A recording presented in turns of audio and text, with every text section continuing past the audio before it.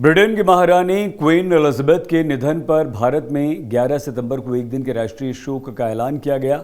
अब हम आपको साल 1997 का एक वीडियो दिखा रहे हैं, जब क्वीन एलिजाबेथ भारत आई थी और उन्होंने गोल्डन टेम्पल में मत्था टेकने से पहले जलियांवाला बाग में जाकर शहीदों को श्रद्धांजलि दी थी।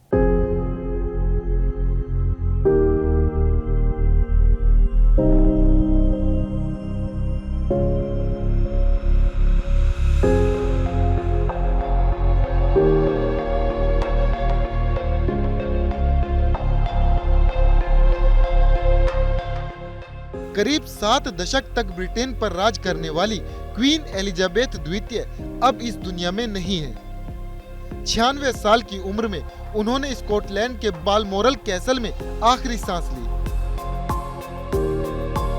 ब्रिटिश इतिहास में सबसे लंबे समय तक महारानी के पद पर बैठकर उन्होंने न सिर्फ ब्रिटेन की गरिमा को आसमान तक पहुंचाया, बल्कि एक मार्गदर्शक की तरह ब्रिटिश हुकूमत के इतिहास में हुई गलतियों को सुधारने और संवारने का काम भी किया। आजादी के बाद से क्वीन एलिजाबेथ अपने जीवन काल में 3 बार भारत आई और हर बार उन्होंने भारत के साथ रिश्तों को सहेजने की कोशिश की। फिर चाहे 1961 का वो साल हो जब वो रिपब्लिक डे के मौके पर विशेष अतिथि बनकर आई हो, या फिर 1983 का साल जब उन्होंने इंदिरा गांधी से मुलाकात की थी। क्वीन एलिजाबेथ तीसरी और आखिरी बार साल 1997 में हिंदुस्तान आई, जब भारत आजादी के 50 साल पूरे होने का जश्न मना रहा था। अपने इस दौरे के दौरान वो अमृतसर भी गई, जहां उन्होंने गोल्डन टेम्पल में माथा टेका।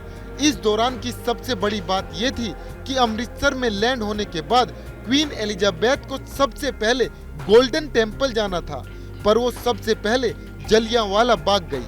कहा जाता है कि क्वीन एलिजाबेथ के कार्यक्रम में ये बदलाव आखिरी समय में किया गया था।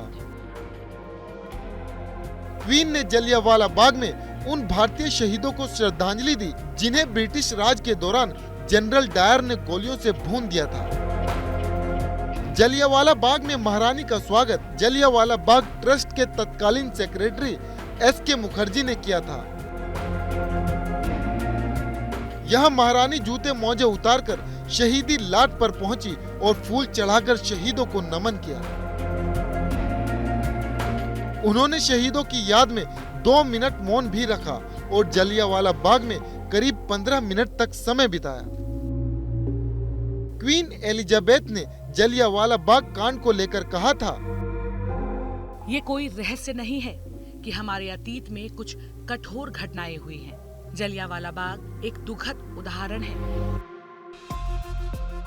जलियांवाला बाग से निकलकर महारानी का काफिला गोल्डन टेम्पल पहुंचा, जहां पंजाब के तत्कालीन मुख्यमंत्री प्रकाश सिंह बादल ने महारानी का स्वागत किया। इस मौके पर सिख पंथ की तरफ से महारानी को गोल्डन टेम्पल का सम्मान चिन्ह देकर सम्मानित भी किया गया। क्वीन ने भी इस मौके पर तत्कालीन सीएम प्रकाश सिंह बादल को कांच का एक फूलदान तोहफे में दिया था, जो आज भी गोल्डन टेम्पल के म्यूजियम में रखा हुआ है। हालांकि क्वीन एलिजाबेथ के गोल्डन टेम्पल दौरे के दौरान एक विवाद भी हुआ था, और वो ये था कि जब गोल्डन टेम्पल में जाने वाले किसी भी व्यक्ति को नंगे पैर ही प्रवेश करने की इजाजत है, तो महारानी एलिजाबेथ के लिए नियमों में बदलाव क्यों किया गया? क्योंकि महारानी जब गोल्डन टेम्पल के परिसर में घूम रही थी, उस वक्त वो अपने पैरों में सफेद रंग की मोजा पहने हुए थी।